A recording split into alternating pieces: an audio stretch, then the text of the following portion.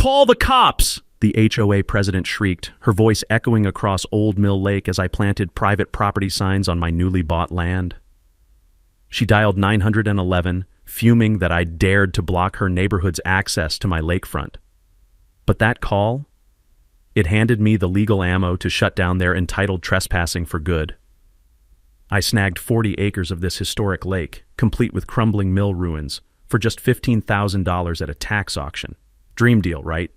Wrong. The HOA had been treating my property like their personal resort for decades.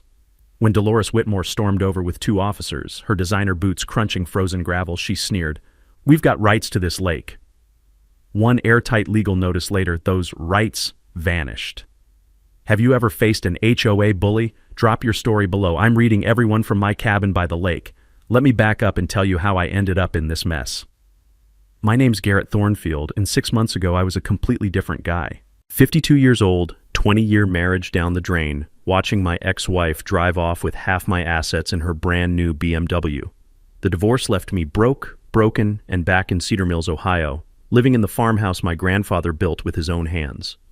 I'm an electrician by trade, always been good with my hands, but after losing everything, I needed something bigger than weekend repair jobs. That's when I spotted the courthouse notice. Tax auction, Old Mill Lake property, 40 acres including lake, mill ruins, access road. The courthouse basement reeked of musty files and burnt coffee as I researched the property. Previous owner was Morton Blackwood, an 80-year-old recluse who'd owned it for 40 years. When he died, his California heirs wanted nothing to do with Ohio real estate.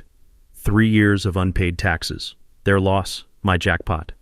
Old Mill Lake sits like a hidden gem between rolling farmland and Willowbrook Estates subdivision.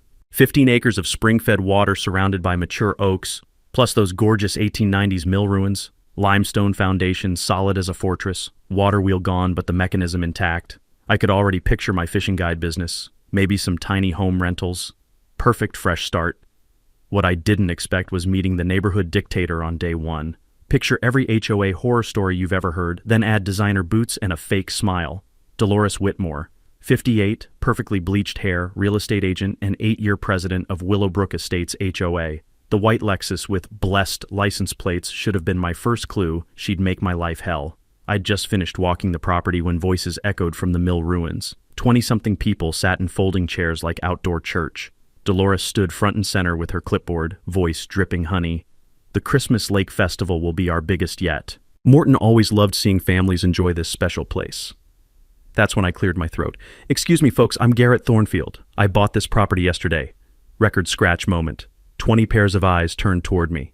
The smell of wood smoke from someone's backyard fire mixed with Dolores's overpowering perfume as silence stretched uncomfortably. Oh, her smile froze like winter lake ice. You must be the new owner. Morton always let us use this space. I'm sure you'll honor that arrangement. Here's where I made my first mistake. I tried being reasonable. I appreciate the tradition, but I'm planning a business here. Need to control access for insurance reasons.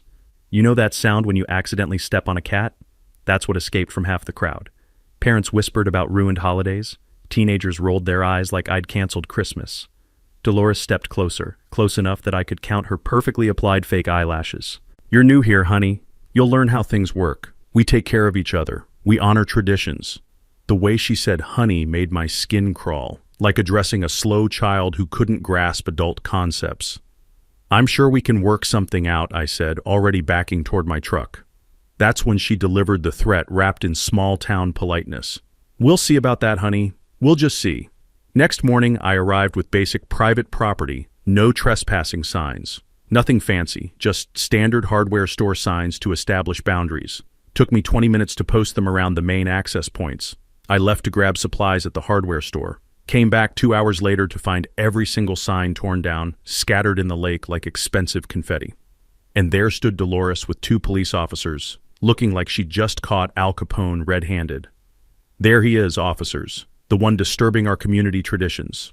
That's when I realized this wasn't going to be about reasonable compromise. This was war. Officer Reginald Murphy stepped out of his cruiser like he was responding to a bank robbery instead of a property dispute. Thick-set guy with a mustache that belonged in 1985, wearing the kind of scowl that said he'd already decided who the bad guy was. Turns out Dolores was his cousin, Small towns, am I right? Sir, we've received complaints about you harassing community members, Murphy announced, hand resting on his belt like I might make a run for it. I gestured toward my torn-down signs floating in the lake. Harassing? Someone destroyed my property. Those signs were disturbing the peace, Dolores chimed in, clutching her purse like it contained the crown jewels. This lake has been community space for 20 years. Murphy nodded sagely, like she'd just quoted constitutional law. Maybe you should reconsider your approach here, Mr. Thornfield. Learn how things work in our community. They left me with diesel fumes hanging in the cold air and a warning about maintaining community harmony. Translation, do what Dolores wants or else. The citation blitz started within days. First violation, improper vehicle storage for my truck parked on my own land. Second, unauthorized material storage for lumber I'd bought to repair the dock. Third, unpermitted signage for my replacement private property signs that apparently violated community aesthetic standards. Each citation carried a $150 fine and mandatory appearance before the town council, where guess who sat as community representative. But here's the thing about being pushed around. Sometimes you learn to push back.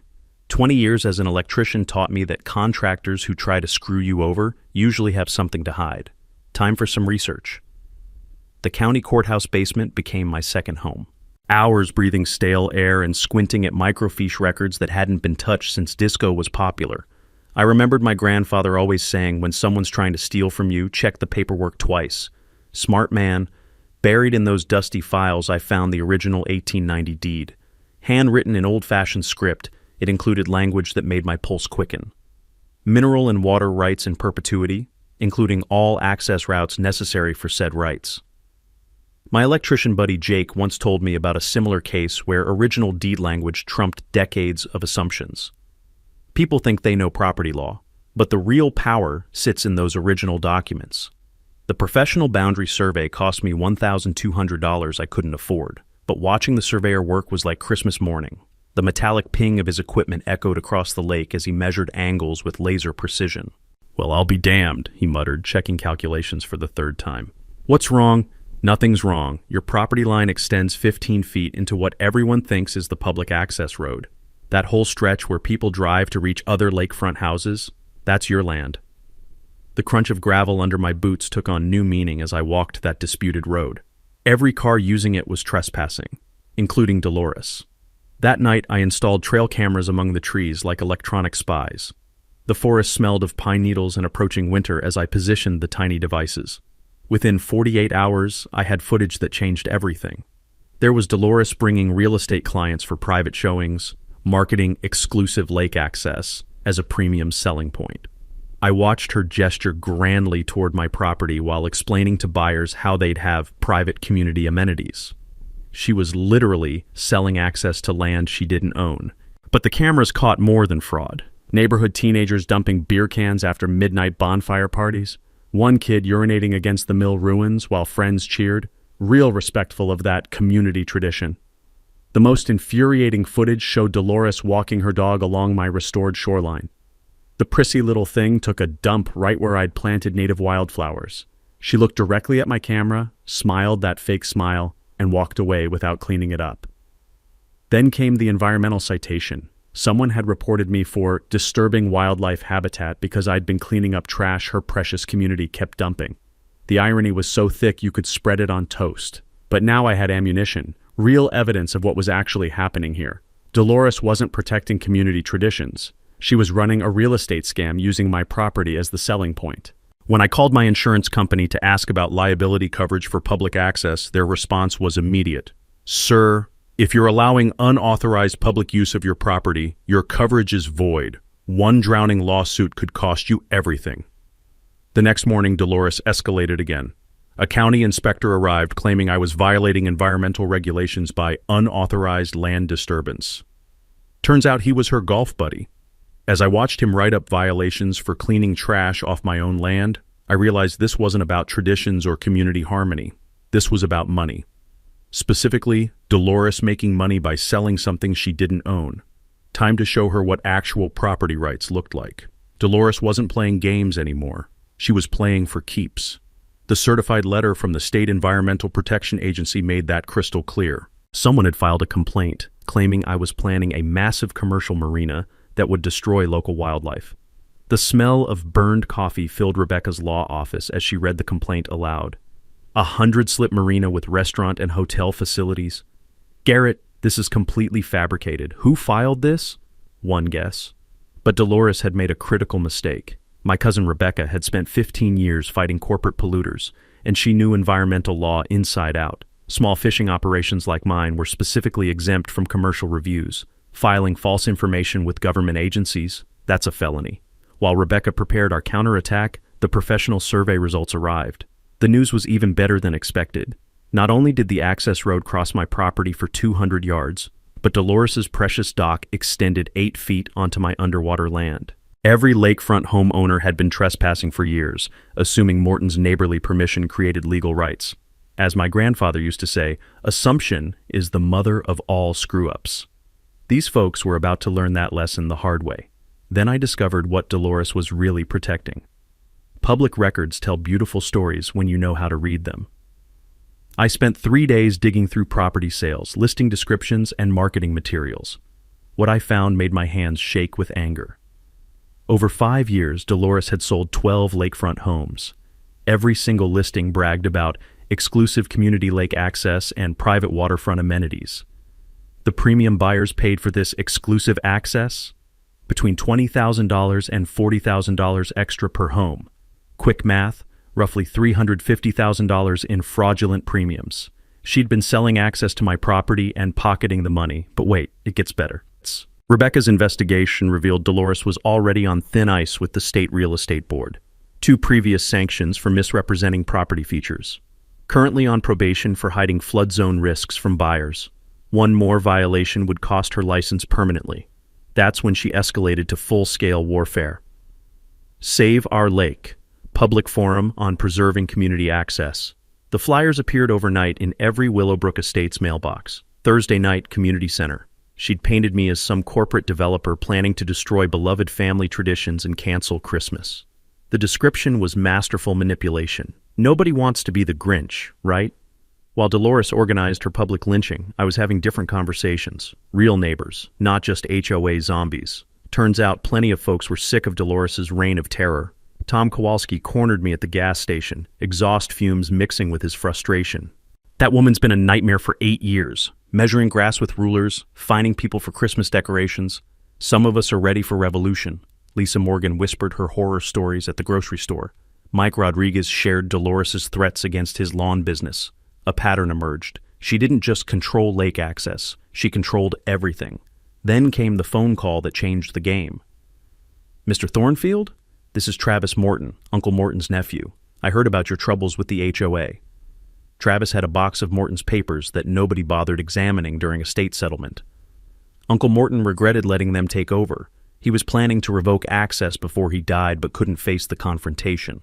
The cardboard box smelled of old paper and regret. Inside were Morton's handwritten notes documenting years of abuse, property damage, liability nightmares, broken promises about respect and responsibility. He'd kept meticulous records of every incident, but the real bombshell was his insurance correspondence. The company had been pressuring Morton for years to restrict public access due to massive liability exposure. 1 drowning, 1 injury lawsuit, and he'd lose everything.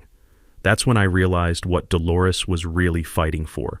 Without community lake access, her real estate empire would collapse overnight.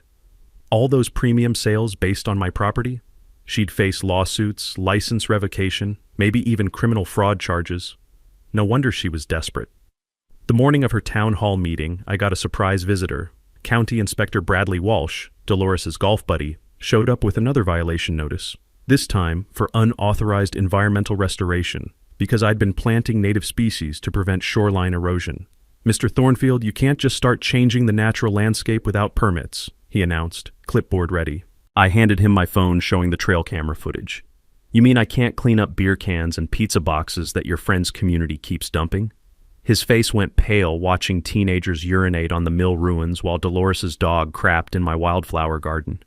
There's been a misunderstanding, he mumbled, backing toward his truck.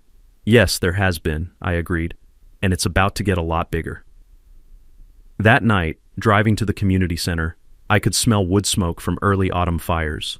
The sound of gravel crunching under my tires reminded me that every inch of that access road belonged to me.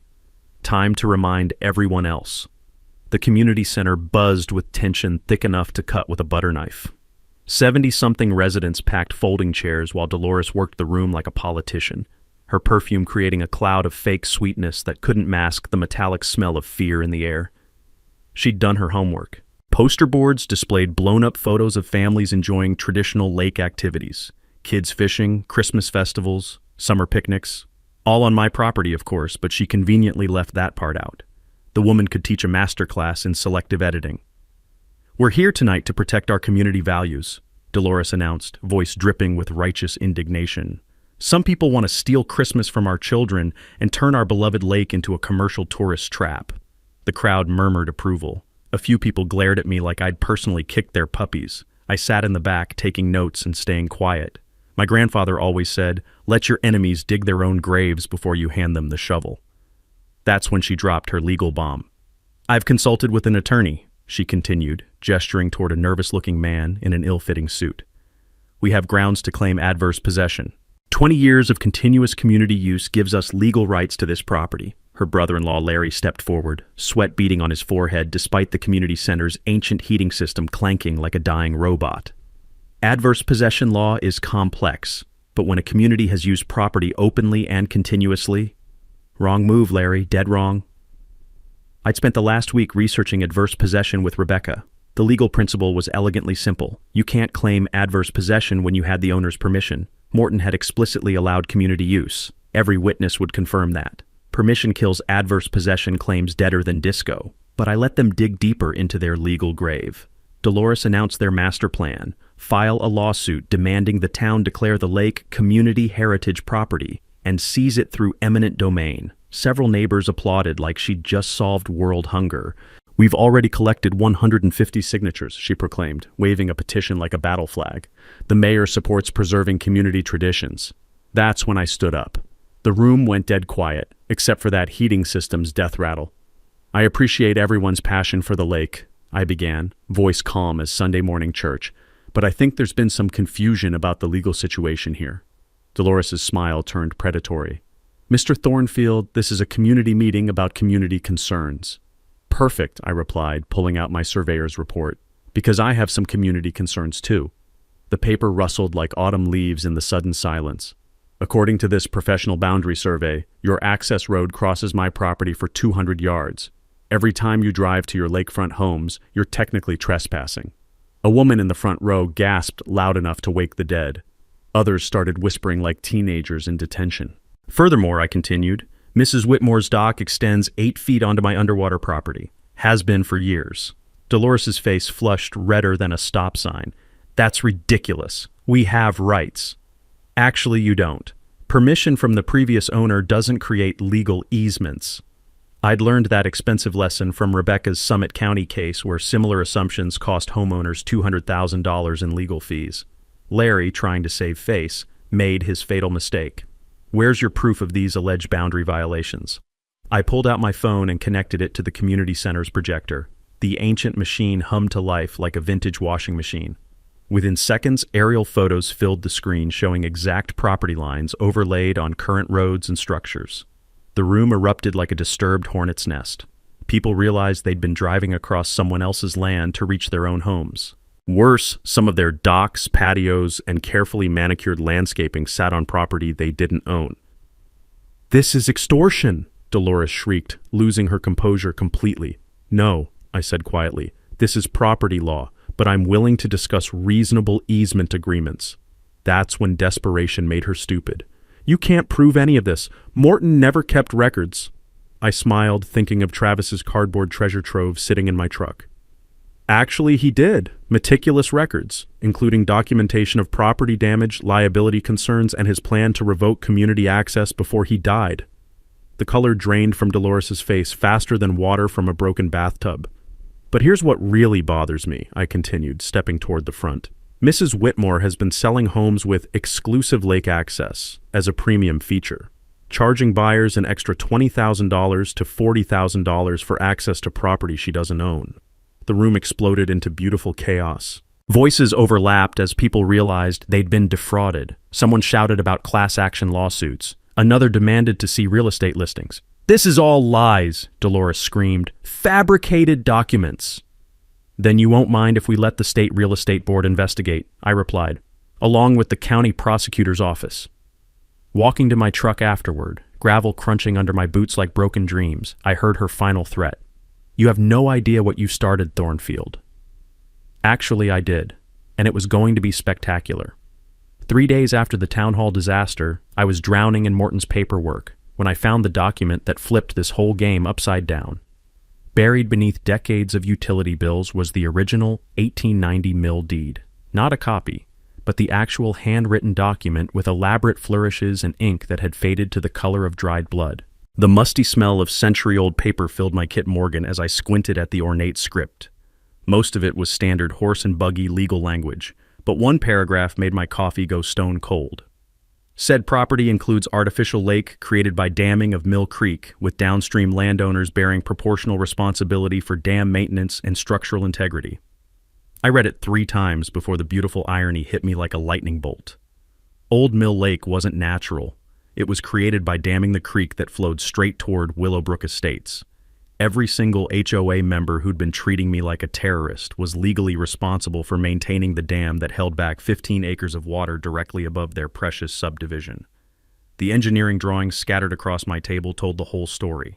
The 1890 mill operation needed reliable water flow, so they'd built a substantial earthen dam with stone spillway.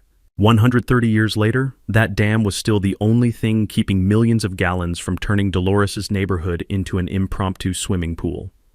I called Rebecca, hands actually shaking as I dialed. "Garrett, are you telling me there's been no dam safety inspection in 30 years?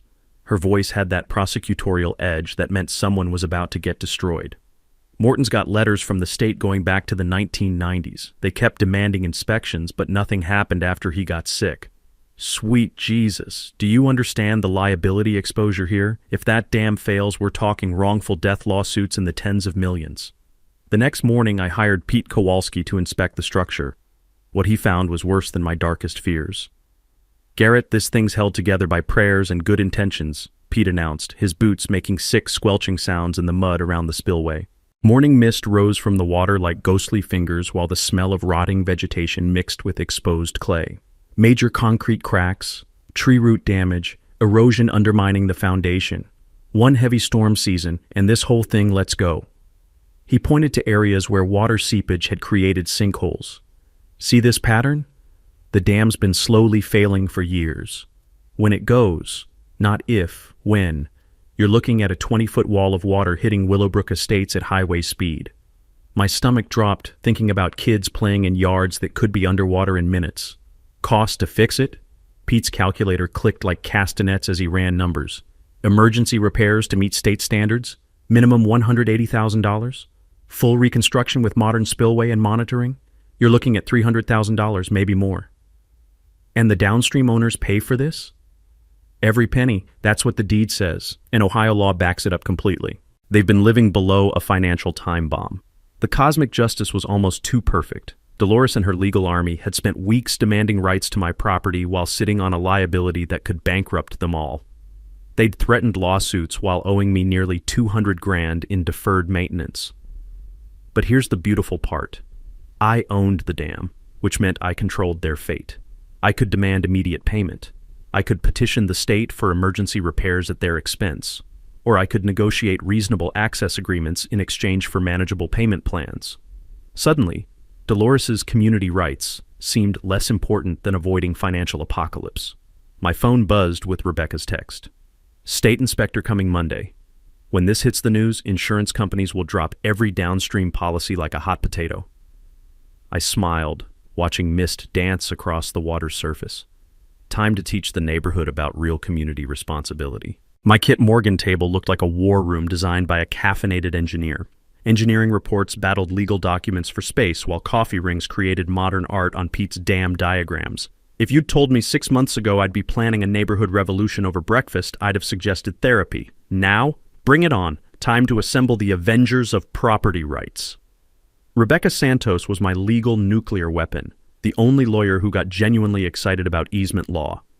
Garrett, this damn situation isn't just leverage. It's a guided missile aimed straight at Dolores's empire, she laughed, papers rustling through the phone like autumn leaves. We're not playing neighborhood politics anymore. We're talking public safety and massive financial liability. Pete Kowalski became my technical translator. The retired county engineer could make concrete calculations sound like poetry, which we'd need when explaining to panicked homeowners why their dream property sat in a potential flood zone. Most folks think dams are like sidewalks. They just exist forever, Pete chuckled. Reality's about to give them a very expensive education. Travis Morton signed on as our historian and intelligence officer. His uncle's obsessive record-keeping was providing ammunition I hadn't known existed. Plus, Travis knew which neighbors were reasonable humans versus Dolores cultists. Half these people have been terrified of her for years, he confided. They just needed someone to show them there was another way. Maria Rodriguez from the Cedar Mills Gazette became our media ally. She'd been quietly investigating HOA tyranny for months, collecting horror stories about Dolores's authoritarian tactics. This woman's been a one-person constitutional crisis, Maria said. Time someone held her accountable. The wild card was Father Ben Murphy, Officer Murphy's younger brother but blessed with actual integrity. Despite family loyalty conflicts, Father Ben had a reputation for fairness that could neutralize his brother's obvious bias. If things got nasty, we'd need a respected voice calling for sanity. Our legal strategy unfolded while morning coffee steamed against my Kit Morgan window. Rebecca outlined the timeline. We file the dam safety violation Monday morning. State inspector arrives within days. Once he confirms Pete's findings, every downstream owner gets certified letters about their liability exposure. Their insurance companies get copies too, she added with prosecutorial glee. Nothing motivates homeowners like the prospect of losing coverage. Pete spread his engineering drawings like battle maps, the smell of old paper mixing with fresh anxiety. Here's the reality check. That dam holds 8 million gallons of water above their subdivision. If it fails during spring floods, Dolores's house goes underwater in under 3 minutes. The financial education campaign was crucial because most folks had no clue what they were facing. Emergency repairs would cost each household roughly $2,400 in back maintenance. Full reconstruction, around $4,000 per house, but lose lake access entirely because the dam had to be demolished. Property values would crater by $30,000 to $50,000 per home. Basic math makes the choice obvious, Rebecca explained. Pay reasonable maintenance and keep lake access, or watch your biggest investment become worthless. Maria took point on investigating Dolores's real estate fraud while we handled the dam crisis. I've got 3 buyers ready to go public about the lies she told them during sales. Exclusive lake access that wasn't exclusive or legal. This could be the story that finally exposes her whole corrupt operation. Father Ben's role was community psychology. People are scared and angry, he observed during our Friday strategy session. They need solutions, not just problems. Show them a path that protects their families and investments, and most reasonable folks will listen. The technical preparation took forever because Pete insisted on translating engineering jargon into human language. We created visual aids showing flood patterns, timing, and property damage projections. The goal wasn't terrorizing people, but helping them understand reality without sugarcoating. My crash course in dam liability law revealed Ohio's beautifully clear statute. Downstream property owners share maintenance costs proportional to benefits received. Since all lakefront homes use the lake for recreation and property values, they all owed equally, period. My electrician background actually helped design solutions. I proposed automated monitoring systems tracking water levels, structural stress, and weather conditions. Early warning sensors could alert residents to problems before they became catastrophes. Community-funded system would cost each household about $200 annually, chump change compared to flood damage. The compromise framework emerged from late-night planning sessions fueled by determination and too much caffeine. Reasonable lake access during designated hours, with maintenance costs spread through HOA fees. Environmental restoration creating local jobs while improving property values. Christmas festival continuing with proper safety protocols and insurance. But we also prepared for total war if Dolores chose stupidity over survival. RICO suits alleging conspiracy, criminal referrals for fraud, individual trespass lawsuits against every homeowner who'd crossed my property line. As I organized our battle plan, wood smoke from evening fires drifted through the crisp air. Some neighbors would become allies. Others would follow Dolores into legal oblivion if she asked. Either way, Monday's inspection would end her reign of terror. The age of accountability was dawning. Sunday night before the state inspection, someone cut my electrical lines. I woke up to complete darkness and the acrid smell of burned insulation filling my farmhouse. Security system dead, refrigerator silent, even my coffee maker sat lifeless like a betrayed friend. Outside, my truck wouldn't start. Sugar in the gas tank, according to the mechanic who towed it Monday morning.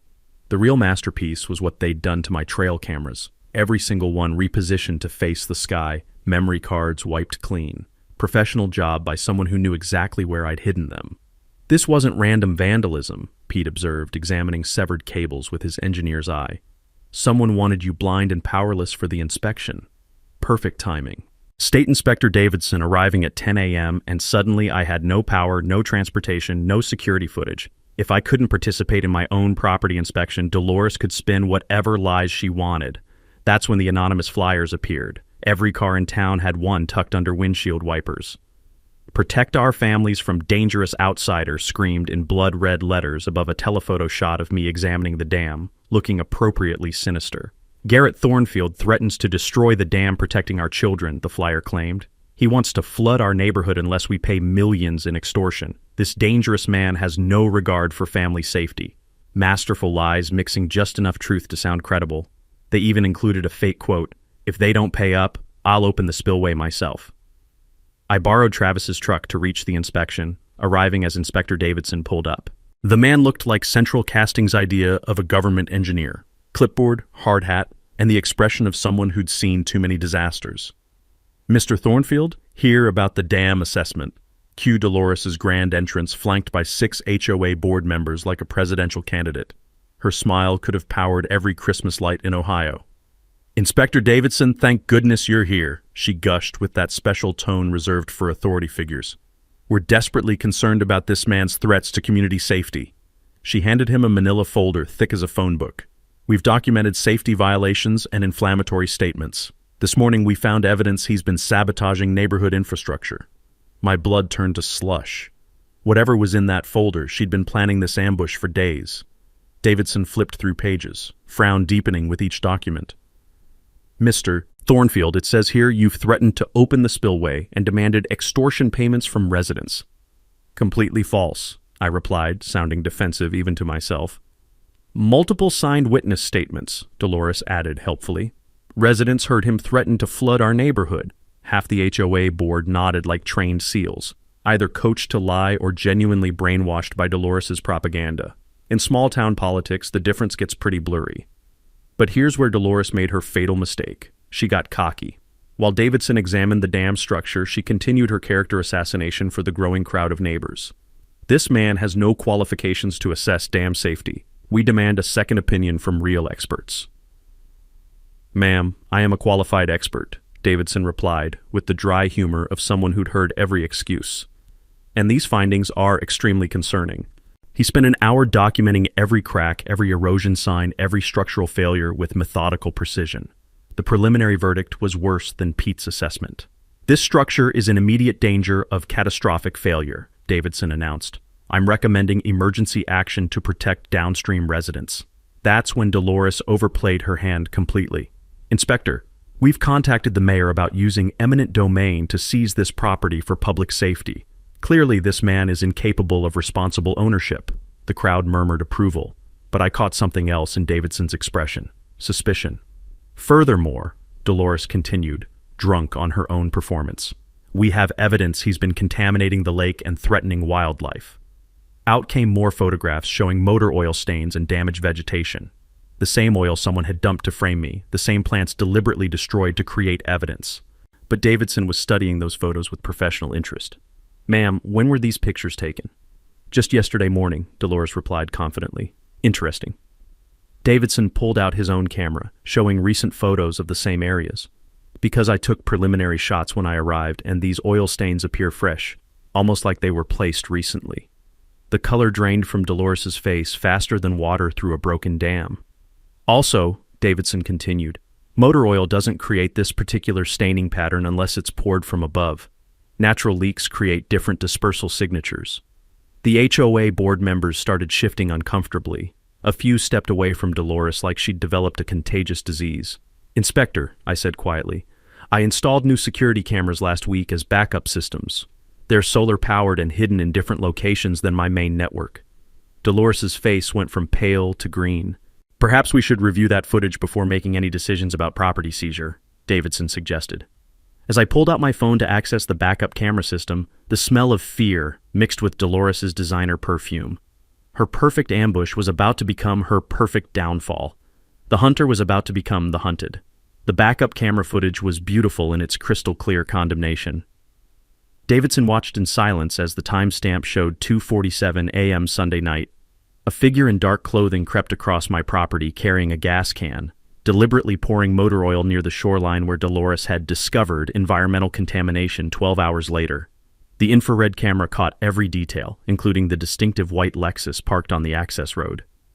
"That's my neighbor's son," whispered Lisa Morgan, recognizing the lanky teenager on screen.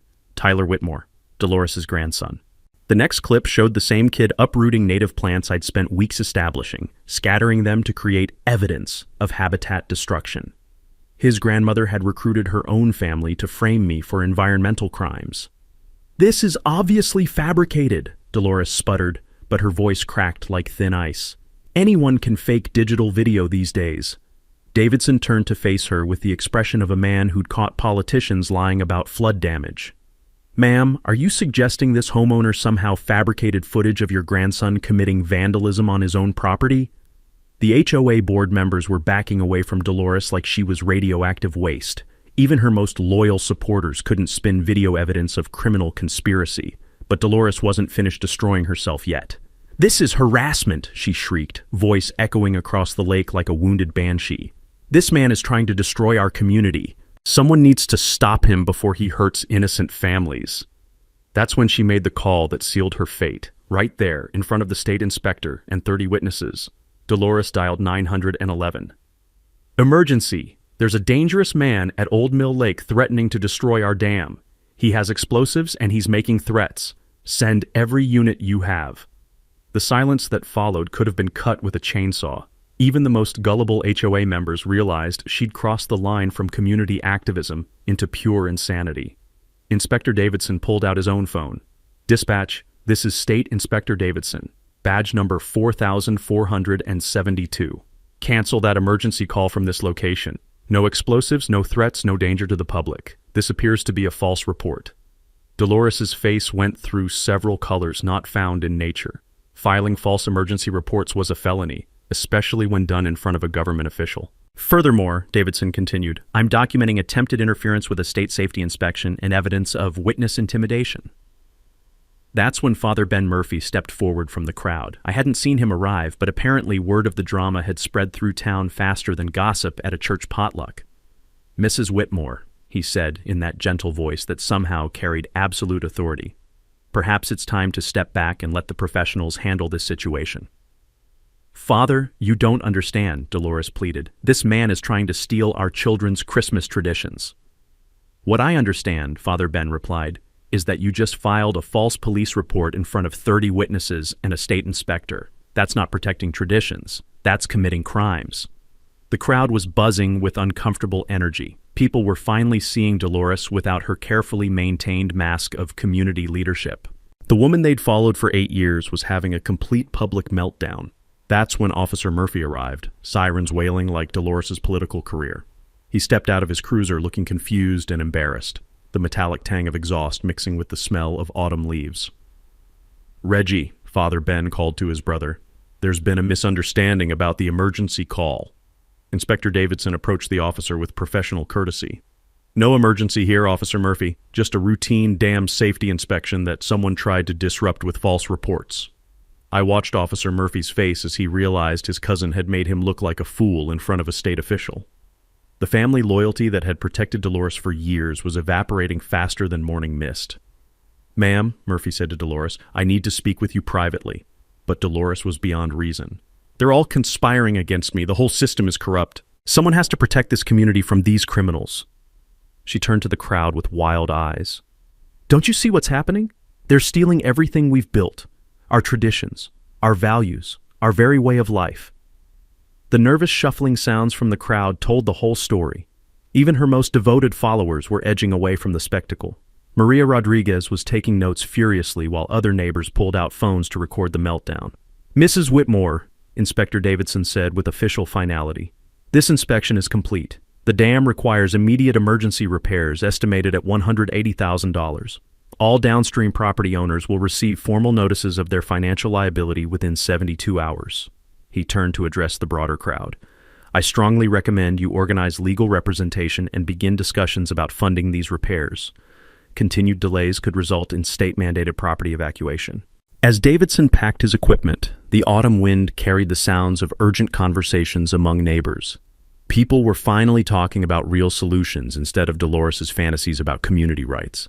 But the best moment came as I walked back to Travis's truck. Tom Kowalski approached with several other neighbors, the crunch of gravel under their feet mixing with sounds of the disintegrating HOA meeting. "Garrett," Tom said, extending his hand, "maybe it's time we had some honest conversations about reasonable solutions."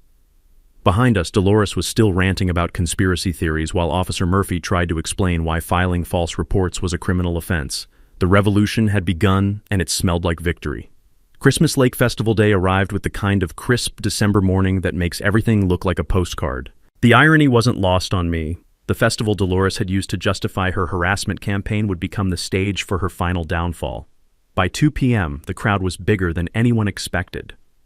Word of the dam crisis and Dolores's public meltdown had spread through 3 counties, drawing not just locals, but regional media, county officials, and curious onlookers who loved a good train wreck. The smell of hot chocolate and roasted chestnuts from festival booths mixed with nervous energy thick enough to choke on. Dolores had set up her makeshift stage near the mill ruins, complete with a microphone system that squealed feedback across the frozen lake. She stood there in her best red coat and matching scarf, looking like a department store Christmas display come to life. "Friends, neighbors, families," she began, voice carrying that familiar fake sweet tone that had fooled people for years. "We're here today to save our beloved Christmas tradition from those who would destroy it for profit." The crowd of about 200 people included some faces I recognized and many I didn't.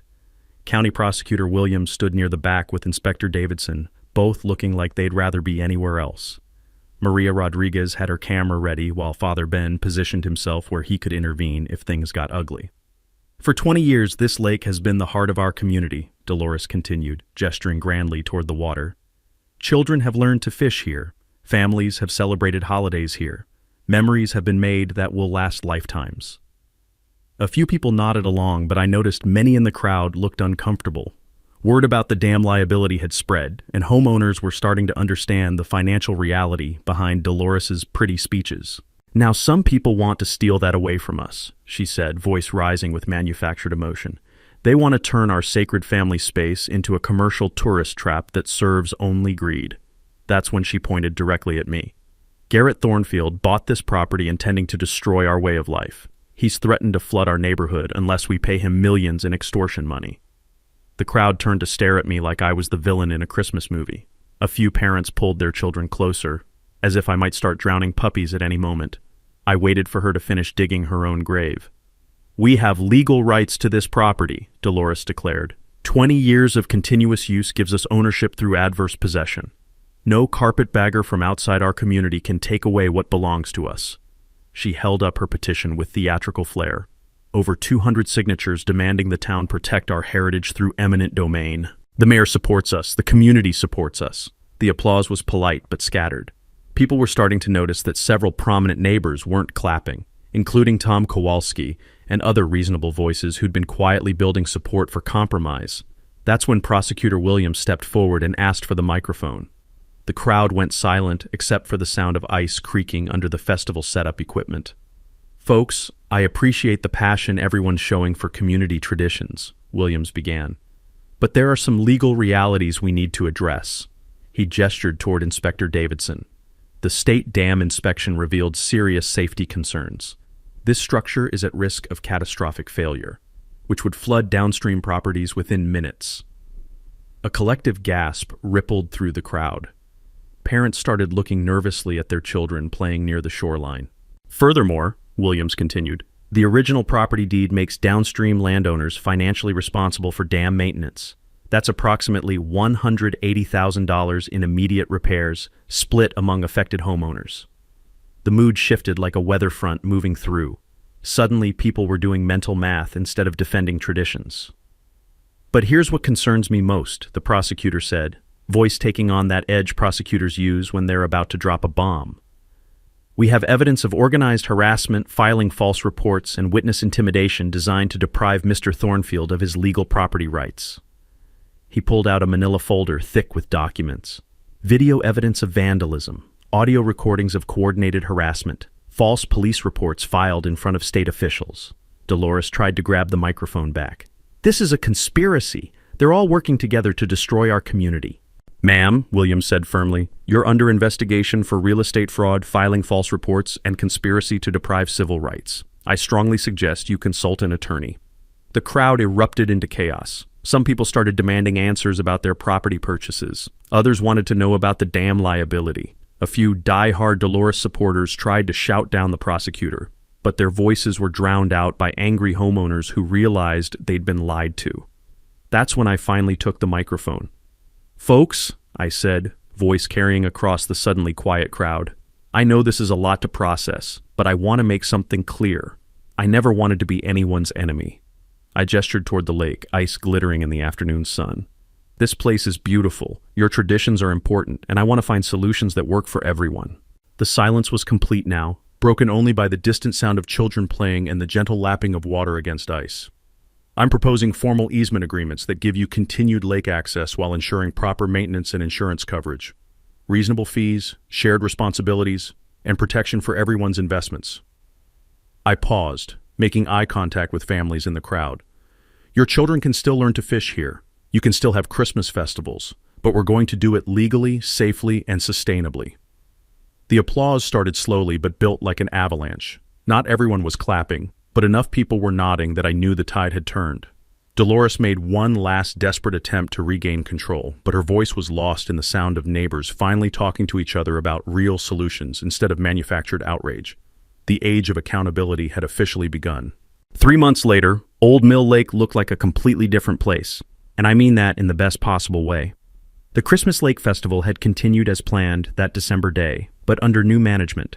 Within 48 hours of Dolores's public meltdown, the HOA board voted her out unanimously and elected Tom Kowalski as interim president. His first official act was signing a formal easement agreement that gave the community reasonable lake access in exchange for proportional maintenance costs. The legal aftermath was swift and beautiful. Dolores pled guilty to filing false reports and was sentenced to 6 months probation plus $15,000 in restitution to affected property buyers. Her real estate license was permanently revoked, and she quietly moved to Florida, probably terrorizing some unsuspecting retirement community by now. Officer Murphy was transferred to traffic duty after an internal investigation revealed he'd ignored multiple complaints about his cousin's harassment campaign. His brother Father Ben became an unofficial community mediator, helping neighbors work through years of accumulated grievances that Dolores had either caused or weaponized. The dam repairs were completed ahead of schedule and under budget thanks to Pete Kowalski's engineering expertise and competitive bidding among local contractors. The new automated monitoring system I designed sent weekly status reports to every downstream homeowner, ensuring transparency and early warning of any future issues. But the real transformation was in the community itself. My fishing guide business took off faster than a tourist fleeing an HOA meeting, with bookings from 3 states and a waiting list stretching into summer.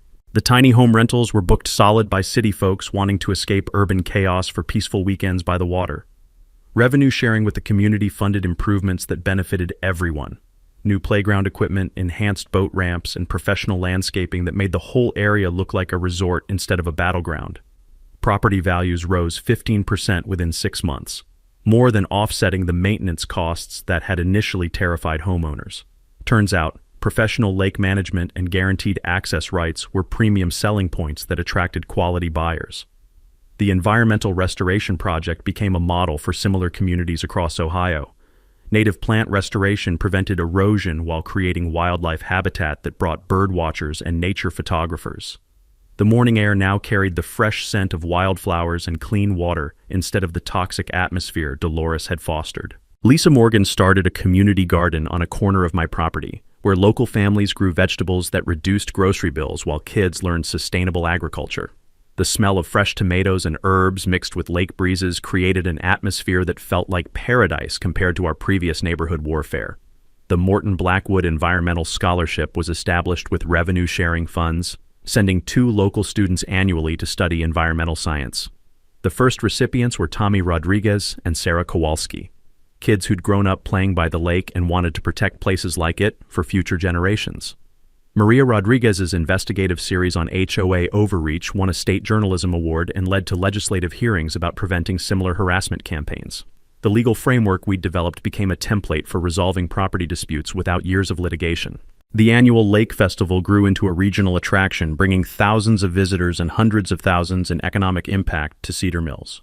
Local businesses thrived, job opportunities expanded, and the whole area developed a reputation for community cooperation instead of petty tyranny. Travis Morton became my business partner, managing the historical education component that attracted school groups and heritage tourists. His uncle's meticulous records provided material for interpretive displays that honored the property's past while building its sustainable future. On warm summer evenings, I sit on my restored dock watching families enjoy the lake responsibly. Kids catch their first fish while parents relax knowing their investments are protected by proper legal agreements and professional management.